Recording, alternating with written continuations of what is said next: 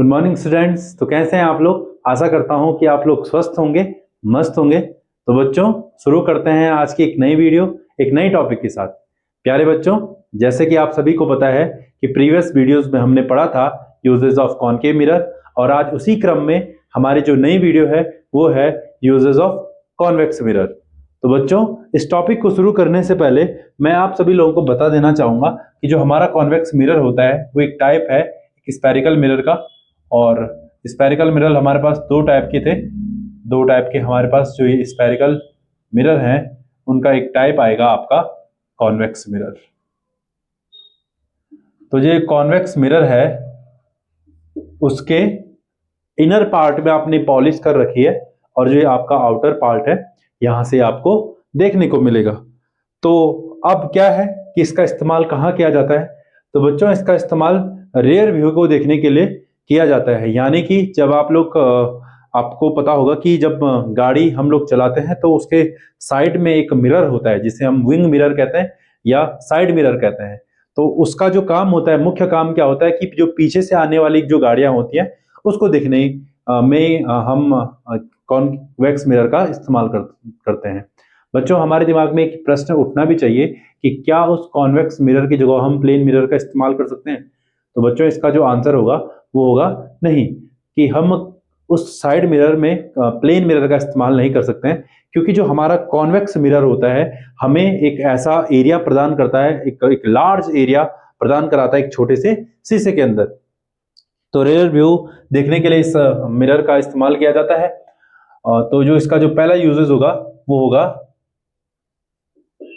Side mirror और wing mirror of a vehicle. यानी कि गाड़ियों के पार्श्व दर्पण के रूप में उत्तल दर्पण का इस्तेमाल किया जाता है।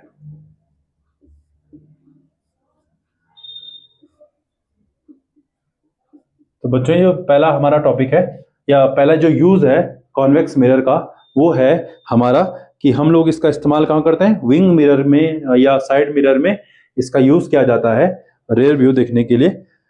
और जो दूसरा इसका जो यूज है वो होता है ऑन ब्लाइंड स्पॉट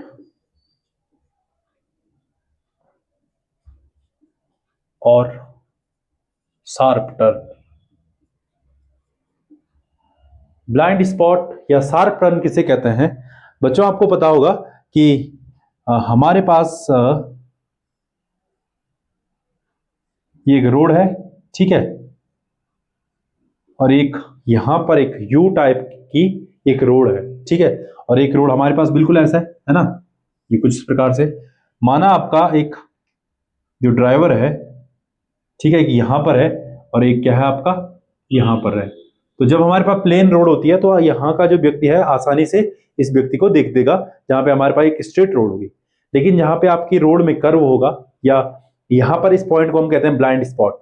वास्तव में ब्लाइंड स्पॉट इसको इसलिए कहा जाता है कि जब कोई ड्राइवर यहां से हमारे पास आएगा और एक ड्राइवर हमारा यहां से आएगा, तो इस कंडीशन में जब ये लोग यहां पर पहुंचेंगे, ये यहां पर पहुंचेंगे, ये यहां पर पहुंचेगा, तो इस कंडीशन में ना तो इसको ये दिखाई दे रहा है ना इसको ये दिखाई दे रहा है, तो यहां पर उनका जो रिएक्शन टाइम होता है बहुत कम होता है। तो जब रिएक्शन टाइम हमारे पास बहुत कम होता है तो यहाँ पर एक्सीडेंट्स के हमारे पास बहुत ज्यादा चांस देखने को मिलते हैं। इसलिए जहां पर शार्प टर्न रहते हैं या जहां पर ब्लाइंड स्पॉट होते हैं, तो ब्लाइंड स्पॉट के यहाँ पर एक खड़ा किया जाता है एक कॉन्वेक्स मिरर, ऐसा कुछ है ना। तो इससे क्या मदद मिलती है? तो जब कोई व्यक्ति यहां से आ रहा होगा तो इसको इस मिरर में यहाँ का व्यक्ति आसानी से देखने को मिल जाएगा, है ना। ये थोड़ा सा बाहर की ओर उभरा हुआ रहता है, तो इसका एक फायदा मिलता है कि इसके उभरे वाले हिस्से पर यहाँ पर आपको ये जो गाड़ी चालक है ये इस गाड़ी चालक को यहाँ पर आसानी से देख लेगा। तो दूसरा इस्तेमाल इसका होता है तीक्ष्ण मोड़ों पर। तीक्ष्ण मोड़ों पर या सड़क के तीक्ष्ण मोड़ों पर इसका इस्तेमाल किया जाता है कॉन्वेक्स मिरर का। तो प्यारे बच्चों, ये हमारे पास ऐसे यूजेस थे जहां पर हम कॉनकेव मिरर का यूज करते हैं। एक तो हो गया आपका साइड मिरर ऑफ व्हीकल्स, और दूसरा आपका हो जाएगा ब्लाइंड स्पॉट्स और sharp turn of roads. Road के जो शार्प टर्न होते हैं, जो तीक्ष्ण मोड़ रहते हैं या ब्लाइंड स्पॉट रहते हैं, वहां पर हम इसका इस्तेमाल करते हैं। इसके अलावा इसके कई जगह, बहुत सारी जगह इसका इस्तेमाल किया जाता है। सीसीटीवीज में इसका इस्तेमाल किया जाता है, या इसके अलावा तंग गलियों में, है ना। यही मतलब इसका जो हम कहेंगे कि इसका जो इस्तेमाल होता है मेजर रूप में, वो होता है आपका रेयर व्यू देखने के लिए, और ऐसे स्थान को देखने के लिए जहां पर हमें एक वाइडर व्यू चाहिए होगा, तो वहां पर हम इसका इस्तेमाल करते हैं। तो ये थे हमारे पास यूजेस ऑफ कॉन्वेक्स मिरर। पहला है हमारे पास गाड़ियों के पार्श्व दर्पण के रूप में उत्तल दर्पण का इस्तेमाल किया जाता है, और दूसरा है ऑन ब्लाइंड स्पॉट और sharp turn of the road. जो रोड के जो शार्प टर्न रहते हैं या ब्लाइंड स्पॉट्स होते हैं, वहां पर हम इसका इस्तेमाल करते हैं। तो ये आपका कॉन्वेक्स मिरर। कॉन्वेक्स मिरर जो होता है कुछ इस प्रकार का, जो ये कॉन्वेक्स मिरर है, ठीक है, ये आपका जो कॉन्वेक्स मिरर है, ये क्या करता है, जो ये रे होंगी इन्हें क्या करता है, फैलाता है। आने वाली रे को क्या करता है, फैलाता है। इस प्रॉपर्टीज के कारण, इस गुण के कारण, इस मिरर को हम, जो ये आपका क्या है, कॉन्वेक्स मिरर है, इसको हम डाइवर्जिंग मिरर से भी के नाम से भी जानते हैं हम इसको। इसे हम डाइवर्जिंग मिरर। कन्वर्जिंग मिरर क्या करता है, रे को एक पॉइंट पर कलेक्ट करता है, और डाइवर्जिंग मिरर क्या करता है, रे को क्या करता है, दूर फैलाता है। तो बच्चों, ये थे हमारे पास यूजेस ऑफ कॉन्वेक्स मिरर और यूजेस ऑफ कॉनकेव मिरर, जो आपने पिछली वीडियोस में देख लिया होगा। तो बढ़ते हैं अगले टॉपिक की ओर।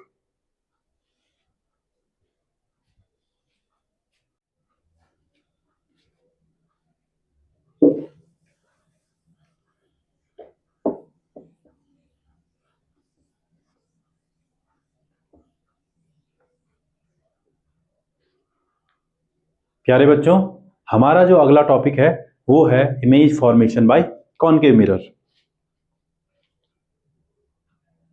इमेज फॉर्मेशन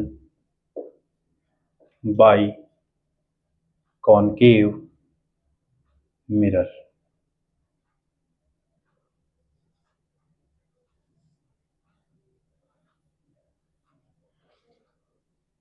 तो बच्चों, इस टॉपिक को पढ़ने से पहले हम थोड़ा सा कॉनकेव मिरर के बारे में एक बार डिटेल में पढ़ लेंगे, और उसके बाद हम इस टॉपिक को शुरू करते हैं। तो बच्चों, जो ये आपका कॉनकेव मिरर है, आप सभी को पता है कि कॉनकेव मिरर का निर्माण कैसा होता है। तो आप ये सोचिए कि आपके पास कोई स्फेरिकल बॉल है, कोई गोल, इस प्रकार से 3D कोई आपके पास एक ट्रांसपेरेंट बॉल है। तो बच्चों, अगर ये कोई बॉल होगी तो इसका अपना कोई ना कोई रेडियस भी होगा कुछ इस प्रकार से। तो कंसीडर कीजिए कि इसका रेडियस क्या है, आपके पास r है। प्यारे बच्चों, जब इस बॉल को, जो ये आपके पास ट्रांसपेरेंट स्फेरिकल बॉल है, इसके एक हिस्से को काट लिया जाता है कुछ इस प्रकार से, ऐसे, तो आपके पास जो ये टुकड़ा मिलेगा आपको, ये मिलेगा ऐसा कुछ टुकड़ा। और इस टुकड़े के आप बाहर से अगर पॉलिश करते होगे, तो अगर आप इसके बाहर से पॉलिश करेंगे कुछ इस प्रकार से, तो ये आपका बनेगा कॉनकेव मिरर। अब आपने क्या करना है, आपको पता है कि ये एक पार्ट है एक स्फीयर का, और स्फीयर की अपनी कोई ना कोई रेडियस रही होगी। तो अगर माना इस स्फेरिकल बॉल की रेडियस थी 10 सेंटीमीटर, तो इस कटे हुए भाग की जो रेडियस रहेगी वो भी तो 10 ही सेंटीमीटर रहेगी, है ना। तो इस रेडियस को, जो इसकी रेडियस रही होगी ऐसे, ये भी कितनी है, वही है जो पुराने वाली की है। तो इसको हम कहेंगे रेडियस ऑफ स्फीयर, और इसको हम कहेंगे रेडियस ऑफ कर्वेचर। यानी ये कर्वेचर की हमारे पास क्या आ गई, रेडियस आ गई, और इसकी वैल्यू वही वैल्यू होती है जो स्फीयर की रहती है। और इस कर्वेचर के जो जस्ट हाफ को जो हम कहते हैं, जैसे आपको पता है कि एक स्फीयर है, इसका एक डायमीटर रहेगा, कंसीडर कीजिए इसका डायमीटर है, इस डायमीटर के हाफ को, यानी d/2 हमारे पास होता है रेडियस। तो इसी प्रकार से कर्वेचर के जो हाफ को हम कहते हैं, उसे हम कहते हैं फोकस। तो इस मिरर का जो फोकस है वो होगा कर्वेचर का हाफ, और इसको हम c और r किसी भी टर्म से आप लोग रिप्रेजेंट कर सकते हैं। क्या है आपके पास r और c, this is radius of curvature, radius of curvature, यानी कि वक्रता त्रिज्या इसका नाम हिंदी में है, वक्रता त्रिज्या। और क्या है ये? डिस्टेंस फ्रॉम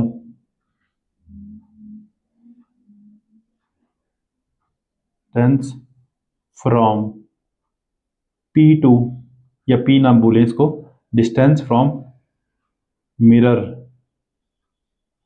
टू, जो ये पॉइंट है radius of curvature R, distance from mirror to radius of curvature,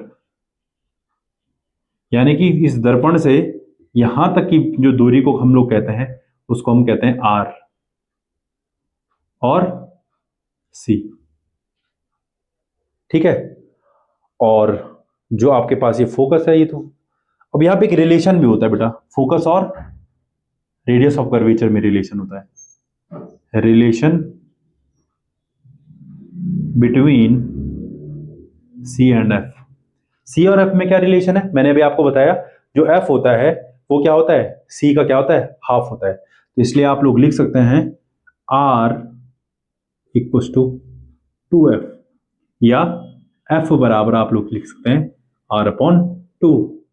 अगर आपके पास रेडियस ऑफ कर्वेचर 10 सेंटीमीटर दे रखी है तो आप इसको 2 के साथ डिवाइड कीजिए, तो आपके पास उस कर्वेचर का या उस जो कटे हुए भाग का है वो फोकस आपके पास आपको मिल जाएगा।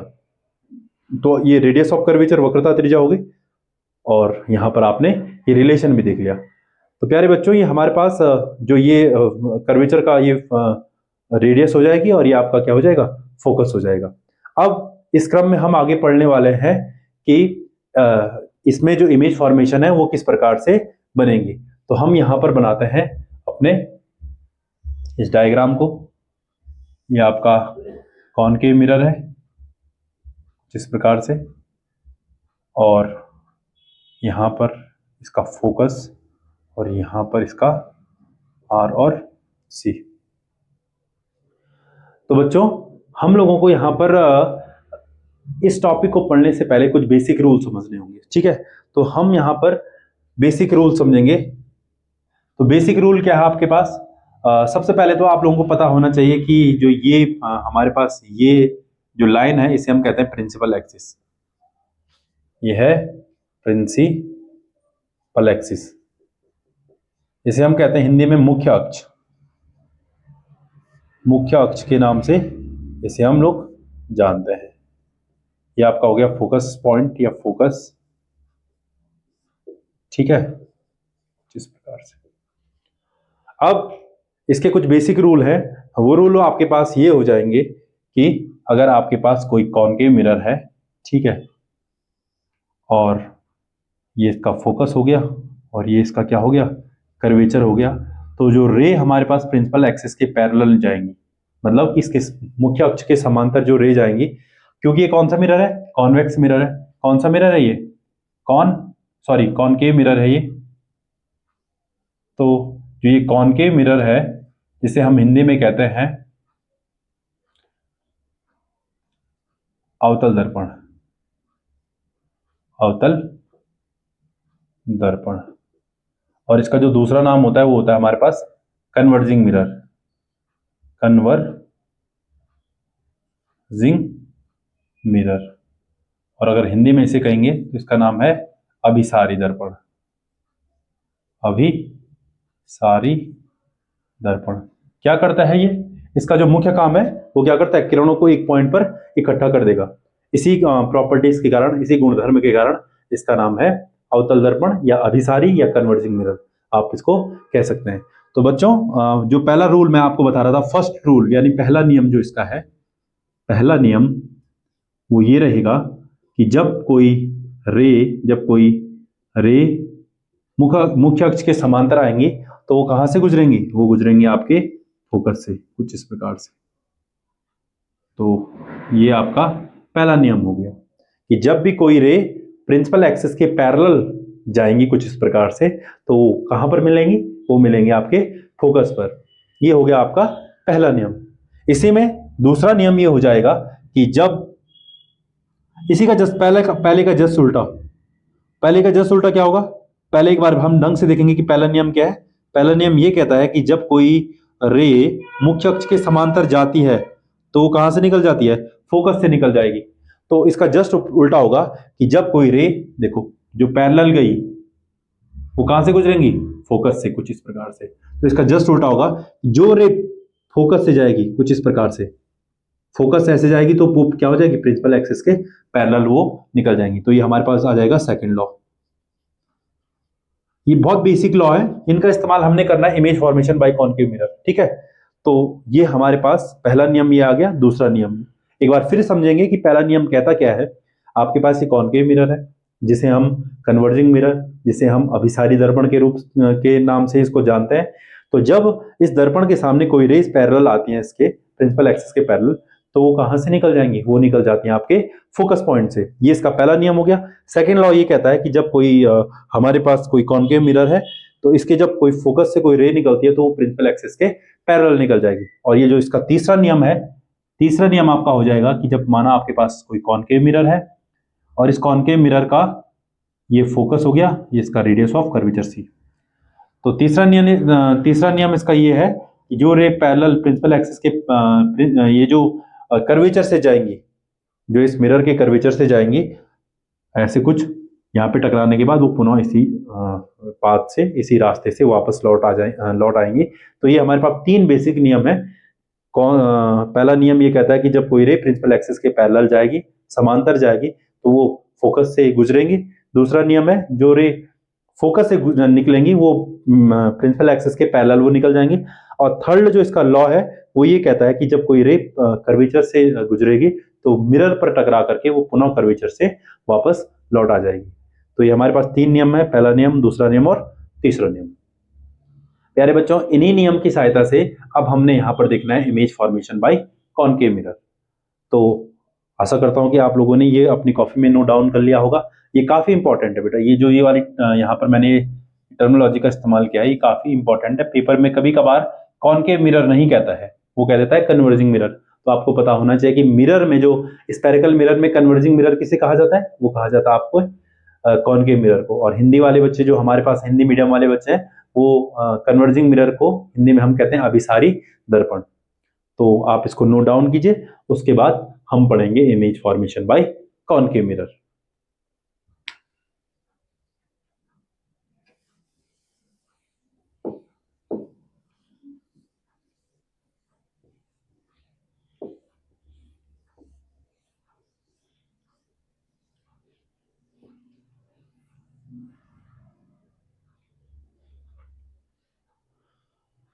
तो बच्चों अब बढ़ते हैं अब अपने नए टॉपिक की ओर, image formation by concave mirror.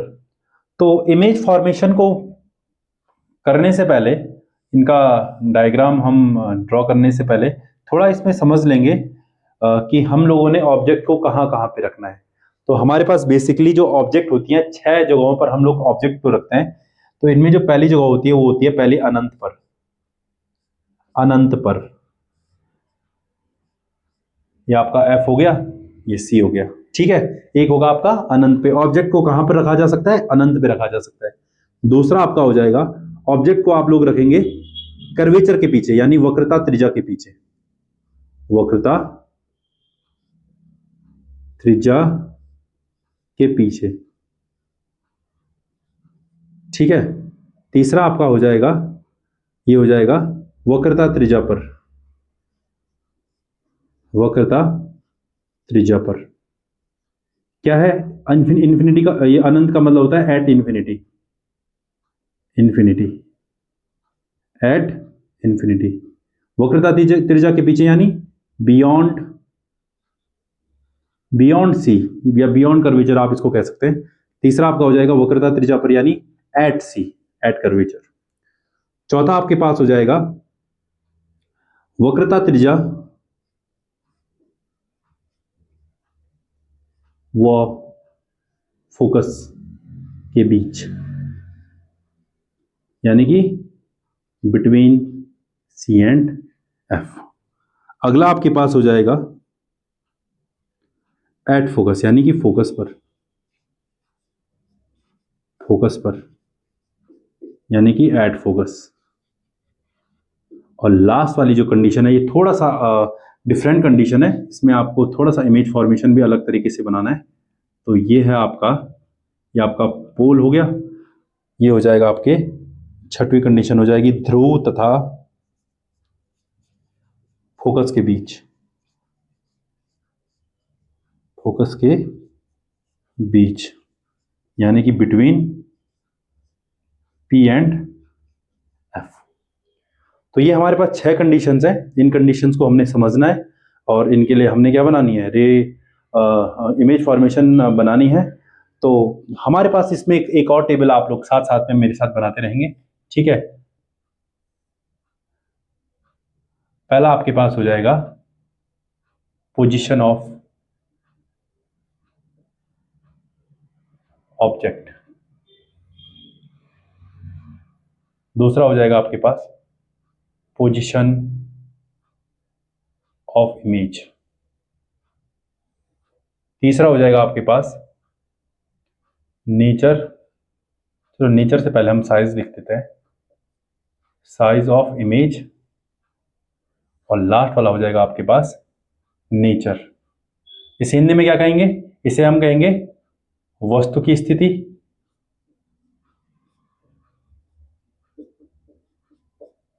इसे हम कहेंगे प्रतिबिंब, इमेज को हम हिंदी में कहते हैं प्रतिबिंब, प्रतिबिंब की स्थिति, इसे हम कहेंगे प्रतिबिंब का आकार, प्रतिबिंब का आकार, और ये चौथी हमारे पास है, ये हो जाएगी प्रकृति, प्रतिबिंब की प्रकृति। ये हमारे पास चौथा टॉपिक हो जाएगा, प्रतिबिंब की प्रकृति। प्यारे बच्चों, ये हमारे पास 6 कंडीशंस हैं, इनको हमको बनाना है। तो अब शुरू करते हैं। पहली कंडीशंस, जब हमारे पास हमारा जो ऑब्जेक्ट है वो कहाँ पर है, इन्फिनिटी पे है।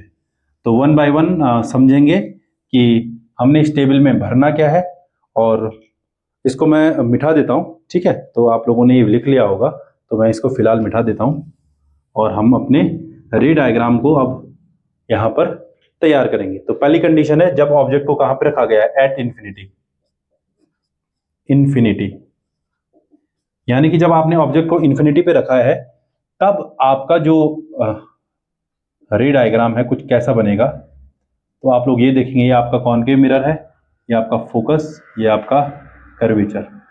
तो बच्चों, जब भी हम ऑब्जेक्ट को इन्फिनिटी पे रखते हैं, यानी इन्फिनिटी का मतलब कि ऑब्जेक्ट हमारे मिरर से क्या है, बहुत ज्यादा दूर है, इस कंडीशन में हम रे को कैसे डालते हैं, यहाँ पर प्रिंसिपल एक्सिस के पैरेलल, है ना।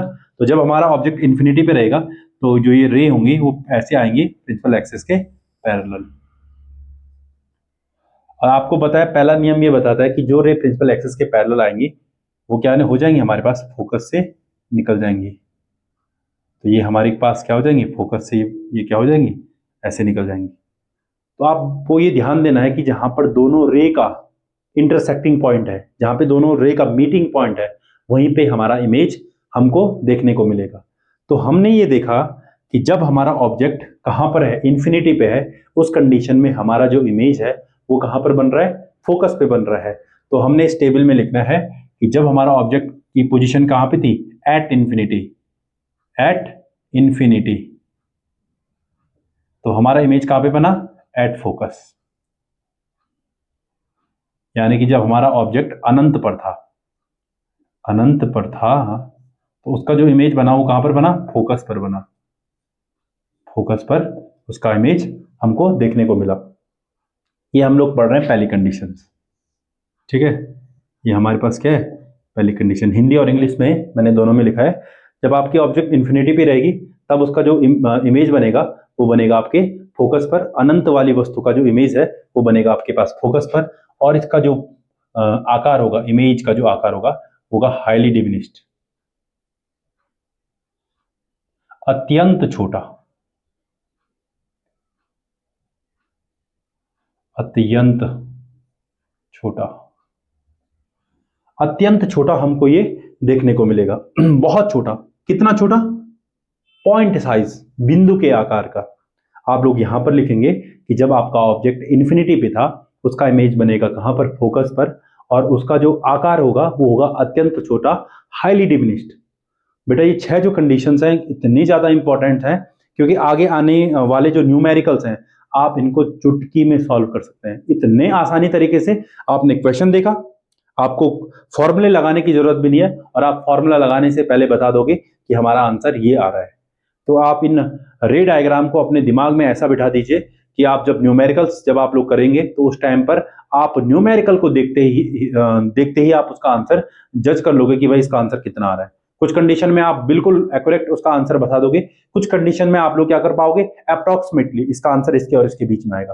पर बच्चों अगर आपको इतना भी पता है कि इसका आंसर किसके और किसके बीच में आएगा, तो कम से कम पेपर के टाइम पे जब आप लोग सॉल्व कर रहे होंगे इन न्यूमेरिकल्स को, तो आपके पास ये कंडीशन तो आपको पता है कि मेरा आंसर 20 और 25 के बीच में आ रहा है, और अगर आपका आंसर 20 और 25 के बीच में आएगा तो आप लोग सेटिस्फाइड हो जाओगे कि भाई हाँ मेरा आंसर सही है। लेकिन अगर आपका आंसर 20 और 25 के बीच में नहीं आ रहा है, तब आप अपने क्वेश्चंस को फिर से रीचेक कर सकते हैं, क्योंकि आपको पता है आंसर, जब आप एग्जाम हॉल में रहते हैं तो आपके पास आंसर सीट नहीं रहती है, तो उस समय आपके लिए आंसर सीट का काम ये 6 कंडीशन करने वाली है। तो आप इनको बहुत ध्यान से देखिए, बहुत काम की चीजें हैं, केवल इसको रटना नहीं है। इनको अगर आप अपने ध्यान में रख लोगे तो इनकी मदद से आप बिना पेन को उठाए हुए आप न्यूमेरिकल्स को बता सकते हो कि मेरा आंसर कितना आ रहा है।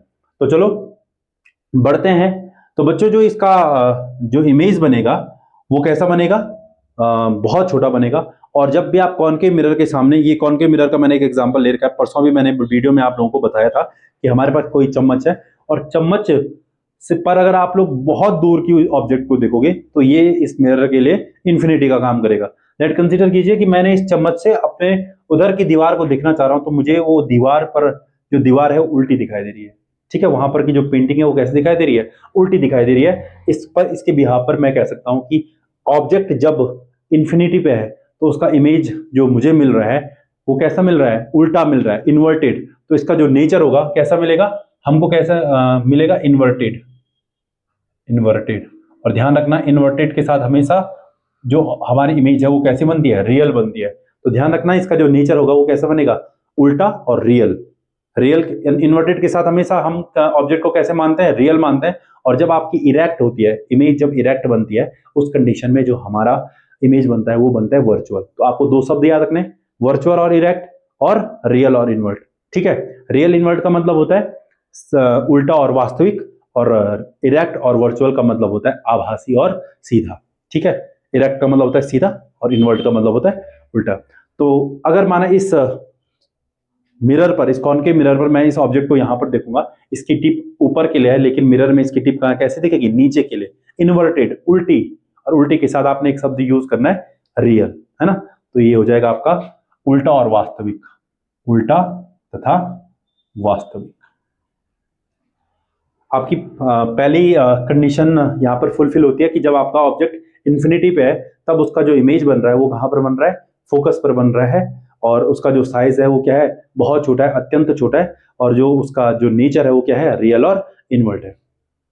सेकंड कंडीशन आती है हमारे पास यहां पर, जब आपका ऑब्जेक्ट रहता है एट या बियॉन्ड सी, आप लोग इसको लिख लें बियॉन्ड सी, यानी सी के पीछे। प्यारे बच्चों जब आपका ऑब्जेक्ट सी के पीछे रहता है ना, कुछ इस प्रकार से, ये आपका फोकस, ये आपका कर्वेचर।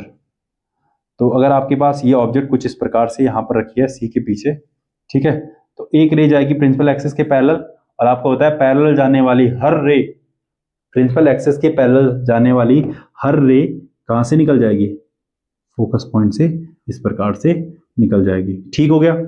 अब दूसरी जो रे होगी वो जाएगी आपके कर्वेचर से, है ना, कर्वेचर से गई और आपको पता है कर्वेचर से आएगी और कर्वेचर से ही वापस लौट जाएगी। तो इसका जो इमेज है जहां पर दोनों रे एक दूसरे को काट रही हैं, इंटरसेक्ट कर रही हैं, वहां पर हमें इस ऑब्जेक्ट का इमेज मिलेगा। तो आपने ये समझा, आपने यहां पर ये समझा कि जब आपकी ऑब्जेक्ट रहती है कहां पर, बियॉन्ड सी, कहां पे रहती है, बियॉन्ड सी,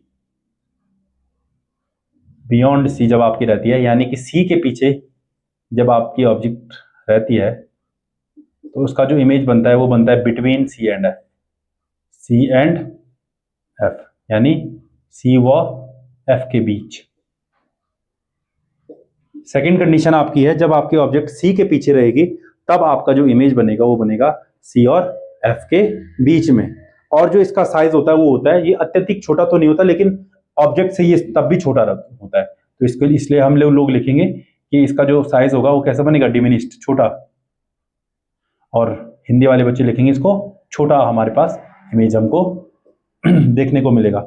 और वंस अगेन आप लोग देख सकते हैं यहाँ पे आपके पास ये एरो ऊपर के लिए है, लेकिन इसके जो इमेज का जो एरो है वो डाउनवर्ड है ना। तो अगर आप इसको चेक भी कर सकते हैं, आप लोग घर में चम्मच लीजिए और उसके सामने ऑब्जेक्ट को ऐसे आगे पीछे कीजिए, तो आपको दिख जाएगा कि आपको यहाँ पर उल्टी इमेज देखने को मिल रही है। ठीक है, छोटा हो गया। और इसका जो नेचर है वो हो जाएगा आपका रियल और इनवर्ट, रियल एंड इनवर्ट। और हिंदी वाले बच्चे लिखेंगे इसको उल्टा और वास्तविक।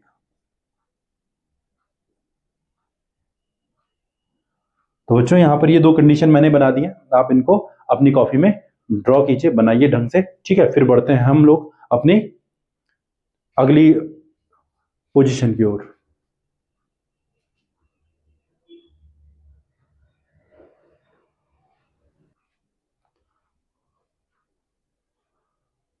तो बच्चों हमने यहाँ पर हमारी दो कंडीशन हमने यहाँ पर ड्रॉ कर दी है। अब हमारे पास हमारी तीसरी कंडीशन आती है जब आपकी ऑब्जेक्ट रहती है कर्वेचर पर। तीसरी कंडीशन है जब आपकी ऑब्जेक्ट रहती है वक्रता त्रिज्या पर, वक्रता त्रिज्या पर, यानी कि एट कर्वेचर, एट सी। इस कंडीशन में आपको ये देखने को मिलेगा, आपके पास ये कॉनकेव मिरर है, ये आपके पास कॉनकेव मिरर है, और इस कॉनकेव मिरर का ये फोकस, और ये आपका हो जाएगा कर्वेचर।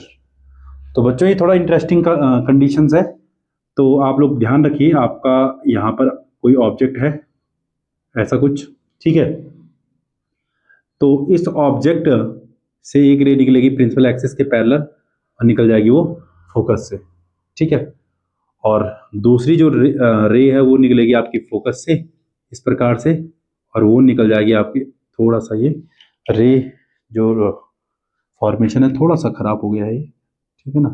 तो आप लोग थोड़ा इसको पेंसिल की सहायता से, स्केल की सहायता से अगर आप लोग इसको बनाएंगे तो कहीं पे भी आपको गड़बड़ी देखने को नहीं मिलेगी, ठीक है। तो ये आपके पास ये इमेज हो गई, और इसका ये यहाँ पर थोड़ा सा ये टेढ़ा बन गया है ना, लेकिन आप स्केल से बनाइए इस लाइन को, इस रे को सीधा ले जाइए और फोकस से आप लोग इसको नीचे लाइए, और दूसरा फोकस से आप इस रे को गुजारिए, तो ये प्रिंसिपल एक्सिस के पैरेलल निकल जाएगा। और ये ठीक इसका जो इमेज है वो कर्वेचर के जस्ट नीचे पर, ठीक नीचे पर आपको देखने को मिलेगा। तो यहाँ पर जो तीसरी कंडीशन हो जाएगी वो ये होगी कि जब हमारा जो ऑब्जेक्ट है, जब हम लोगों ने इसको कर्वेचर पर रखा है एट सी पर, यानी कि वक्रता त्रिज्या पर, वक्रता त्रिज्या पे जब हम इसको रखते हैं तब जो इसका इमेज होगा वो इमेज बनेगा हमारा सी पर, एट सी पर ही इसका इमेज देखने को मिलेगा। वक्रता त्रिज्या का जो अगर आप ऑब्जेक्ट को वहां पर रखते हैं, वस्तु को वहां पर रखते हैं, तो उसका इमेज आपको वक्रता त्रिज्या पर ही देखने को मिलेगा। और इस कंडीशन में आपको जो प्रतिबिंब का आकार है वो सेम साइज का मिलता है, सेम साइज, समान आकार का, समान आकार का आपको देखने को ये मिलेगा। और साथ में वंस अगेन ये प्रिंसिपल एक्सिस के नीचे है, जो भी इमेज हमको प्रिंसिपल एक्सिस के नीचे या प्रिंसिपल एक्सिस पर हमको देखने को मिलेंगी तो वो हमारे पास कैसी हो जाएंगी, रियल और इनवर्ट।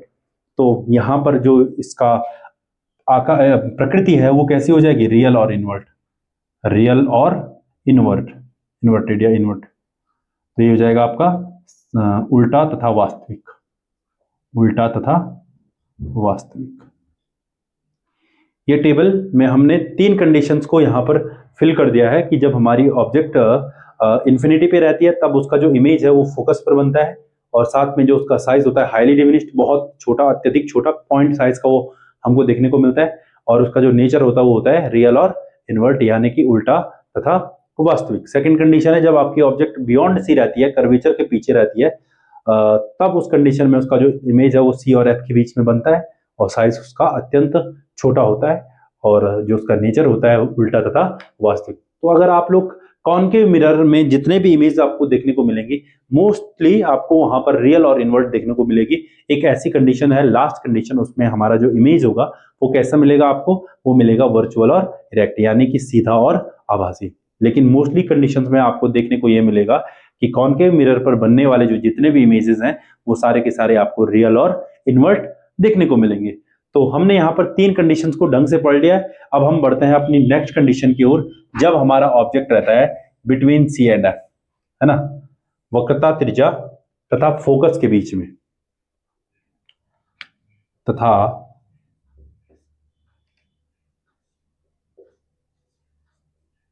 फोकस के बीच जब हमारा ऑब्जेक्ट रहता है, इस कंडीशन में आपको ये देखने को मिलेगा, ये आपका फोकल या फोकस है, ये आपका सी है। तो जब आप ऑब्जेक्ट को यहां पर रखते हैं तो एक जाती है प्रिंसिपल एक्सिस के पैरेलल कुछ इस प्रकार से, और वो निकल जाएगा आपका फोकस से कुछ इस प्रकार से, ठीक है। और थोड़ा सा डायग्राम को एक बार फिर से हम लोग बनाते हैं, ठीक है।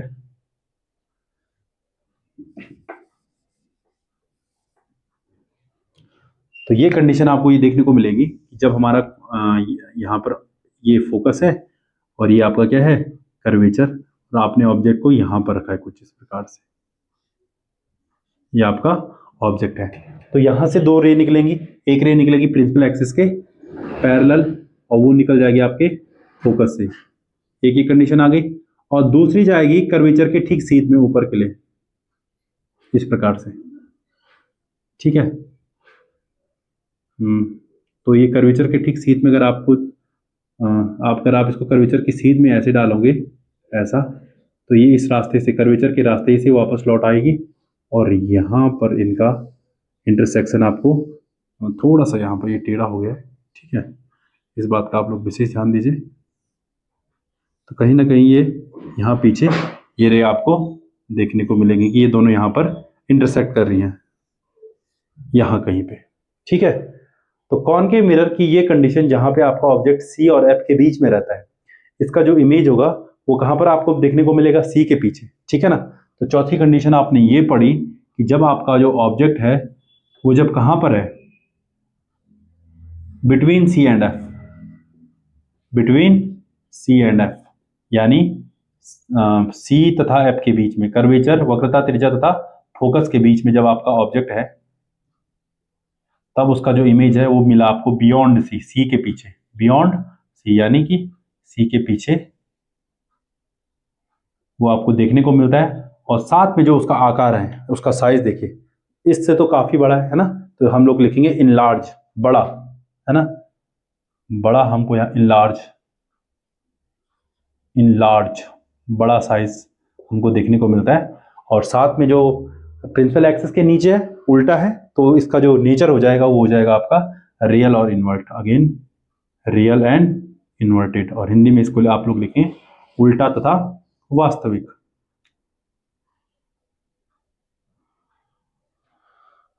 तो बच्चों ये हमारे पास 4 कंडीशन हमने देख ली हैं कॉनकेव मिरर के सामने, ठीक है। अब हमारे पास जो नेक्स्ट कंडीशन है, लास्ट 2 कंडीशन हमारे पास बच जाती हैं। तो वो कंडीशन आपके पास है जब आपका ऑब्जेक्ट रहता है फोकस पर, जब आपका ऑब्जेक्ट रहता है फोकस पर, एट फोकस यानी कि फोकस पर।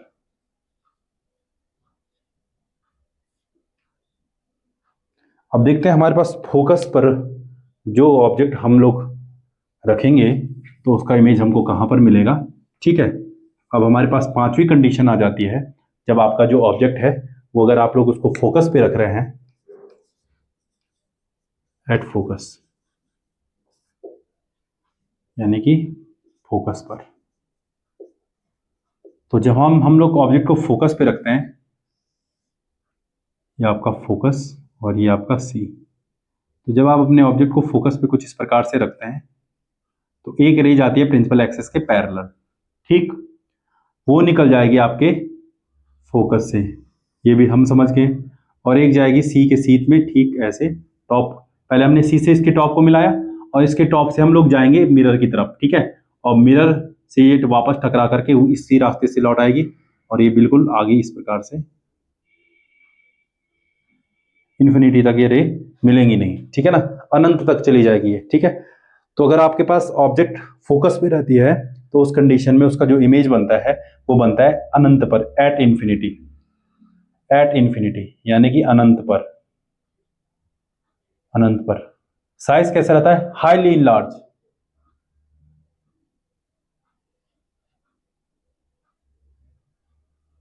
यानी कि अत्यधिक बड़ा वहां पर हमको दिखता है।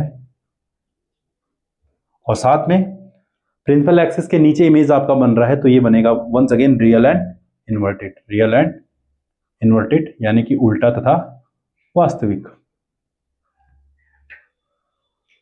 प्यारे बच्चों, ये थी हमारे पास कॉनकेव मिरर की 5 कंडीशंस। बहुत सिंपल तरीके से आपने समझा। जब आपका ऑब्जेक्ट इन्फिनिटी पे है तब आपका इमेज फोकस पर बना, जब आपका सी के पीछे है तब वो सी और एफ के बीच में बना, जब आपका ऑब्जेक्ट सी पर है तब वो आपका सी पर बना, बिटवीन सी एंड एफ का आपका बियॉन्ड सी बना, एट फोकस का आपका इन्फिनिटी पर बना। तो अब हमारे पास लास्ट कंडीशन आती है, और वो लास्ट कंडीशन इन सब से थोड़ा सा अलग है। ठीक है, हमको यहाँ पर इस लास्ट कंडीशन को हम थोड़ा सा ढंग से इसको देखने का हम प्रयास करेंगे। हमारी लास्ट कंडीशन है when object is placed at between pole and focus. जब आपके ऑब्जेक्ट पोल और फोकस यानी ध्रुव तथा फोकस के बीच में अगर आप ऑब्जेक्ट को रखोगे, पोल और फोकस यानी कि ध्रुव तथा ये आपका पोल हो गया, यहां पर आपका पोल हो गया ध्रुव, ये फोकस, और ये आपका क्या हो जाएगा, कर्वेचर। तो ऐसी कंडीशन में जब आप अपने ऑब्जेक्ट को ऐसे रखोगे, एक रे तो हमेशा प्रिंसिपल एक्सिस के पैरेलल और वो निकल जाएगी फोकस से इस प्रकार से, और दूसरी रे आप लोग डालेंगे इसके सी से इसके टॉप पर कुछ इस प्रकार से, और इसको आगे की ओर भेजेंगे और इसको टकरा करके वापस लौट आएगी यहाँ कहीं। तो बच्चों पीछे तो इसका कहीं पर इंटरसेक्ट ये नहीं कर रही है, लेकिन हमें यहाँ पर ये प्रतीत हो रहा है कि जो ये इमेज है वो इस प्रकार से अगर हम इनको आगे बढ़ा दें तो ये यहाँ पर इजीली आगे इंटरसेक्ट कर सकते हैं, ऐसा कुछ। तो ये 5वीं कंडीशन थोड़ा सा एक अलग कंडीशन होती है हमारे पास जब हम इमेज फॉर्मेशन करते हैं बाय कॉनकेव मिरर से। तो जो लास्ट कंडीशन हो जाएगी 6th कंडीशन, वो ये हो जाएगी आपके पास जब ऑब्जेक्ट रहता है कहाँ पर, बिटवीन पोल एंड फोकस यानी कि ध्रुव तथा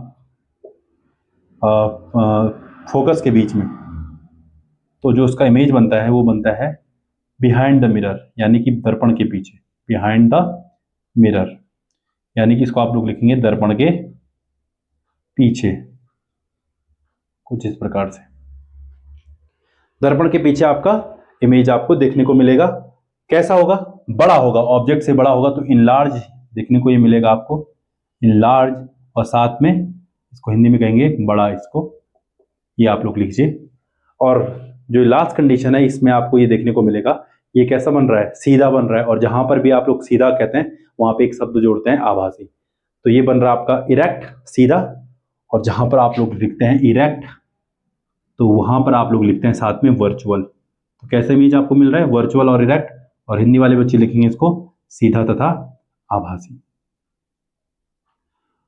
सीधा तथा आभासी। तो बच्चों ये हमारे पास वो 6 कंडीशंस हैं जो हमको देखने को मिलती हैं कॉनकेव मिरर के द्वारा। तो ये 6 कंडीशन हम एक बार फटाफट इसको रिवाइज कर लेते हैं, और एक शॉर्टकट तरीके से भी इसको आप लोग याद रख सकते हैं। ठीक है, आप लोग ये याद रखें कि जब आपका ऑब्जेक्ट इन्फिनिटी पर है ऐसा, तब इसका जो इमेज है वो कहां पर बन रहा है, फोकस पर बन रहा है। ठीक है, जब आपका ये पहली कंडीशन होगी। दूसरी कंडीशन है जब आपका ऑब्जेक्ट सी पर रहता है, तो सी के पीछे, ठीक है ना, सी के पीछे, उस समय आपका जो इमेज है between C and F, 2 condition. तीसरी कंडीशन, सी का आपको कहां पर देखने को मिलता है, सी पर देखने को मिलता है। चौथी कंडीशन, सी और एफ के बीच, तो ये बनता आपको सी के पीछे, सी के पीछे, बिहाइंड, बियॉन्ड सी। 5वीं कंडीशन आपके पास है एट फोकस, तो फोकस का कहां पे देखने को मिलता है आपको, इन्फिनिटी पे देखने को मिलता है। 6वीं कंडीशन आपके पास है बिटवीन पोल एंड फोकस, तो ये आपको मिलेगा कहां पर, बिहाइंड द मिरर। तो बच्चों देखने में तो ये 6 कंडीशन है, लेकिन अगर आप इनको इजीली याद कर सकते हैं तो यहाँ पर ये 3 या 4 कंडीशन में ये बन जाएगा। अगर आपको पता है कि एक कंडीशन इन्फिनिटी वाला फोकस पे बनता है, जब आपकी ऑब्जेक्ट इन्फिनिटी पे रहती है तब उसका इमेज कहां पर बनता है, इन्फिनिटी पर बनता है, तो इसका जस्ट उल्टा फोकस का कहां पर बनेगा, इन्फिनिटी पर बनेगा। इस बात का आप लोग ध्यान दीजिए और इसको आप लोग देख सकते हैं। अनंत वाली वस्तु फोकस पर बनती है और फोकस वाली वस्तु अनंत पर बनती है। तो अगर आपको एक कंडीशन याद हो गई तो इसके साथ साथ आपको क्या हो जाएंगी, दो कंडीशन याद हो जाएंगी। सी का कहां पर बनता है, सी का सी पर बनता है, तो यहां पर उल्टा करने के लिए कुछ नहीं है, तो इस यहां पर से तो आपको केवल एक ही कंडीशन मिलेगी, एक कंडीशन दो कंडीशन, इससे आपको दो मिल गई, एक कंडीशन से दो कंडीशन मिल गई आपको, तो दो और एक कितना होगा, तीन। ठीक है, अगली कंडीशन है बियॉन्ड सी। बियॉन्ड सी कब बनता है, between C and F. Beyond C का बनेगा बिटवीन सी एंड एफ, और बिटवीन सी एंड एफ का बनेगा बियॉन्ड सी। तो यहां पर आपको फिर से दो कंडीशन आपको यहां पर पता चल गई, दो दो चार एक पांच, तीन कंडीशन लिख करके आपको पांच कंडीशन पता चल गई। और लास्ट कंडीशन आपके पास है कि बिटवीन पोल एंड फोकस, तो इसका इमेज आपको मिलता है कहां पर, बिहाइंड द मिरर, यानी कि मिरर के पीछे। तो बच्चों इस प्रकार से आप इनको याद कर सकते हैं। बहुत पावरफुल हमारे पास टूल्स होने वाले हैं, अगर आप इनको बहुत अच्छे तरीके से अगर आप लोग इनको याद कर लें तो बेटा मैं आप लोगों को विश्वास दिलाता हूं कि आप लोग न्यूमेरिकल्स को चुटकी बजाते हुए आप इनको सॉल्व कर लोगे। लेकिन बशर्ते इसके लिए आपको इनको याद करना पड़ेगा, ध्यान देना पड़ेगा, बार बार आप इन रे डायग्राम्स को बनाइए अपनी कॉपी में, और जब आपको ये रे डायग्राम दिमाग में बैठ जाएंगे उसके बाद आपके पास मिरर से रिलेटेड कोई भी न्यूमेरिकल्स आएगा आप उसको चुटकी बजाते हुए सॉल्व कर लोगे। तो बच्चों ये जो आज की क्लास थी इसमें हमने पढ़ा कि किस प्रकार से कॉनकेव मिरर की सहायता से आप लोग इमेज फॉर्मेशन कर सकते हैं, और थोड़ा सा हमने इसमें पढ़ा कि कॉन्वेक्स मिरर के यूजेस क्या होते हैं। तो बच्चों आज की इस क्लास को मैं यहीं पे समाप्त करता हूं और आशा करता हूं कि आपको ये समझ में आया होगा।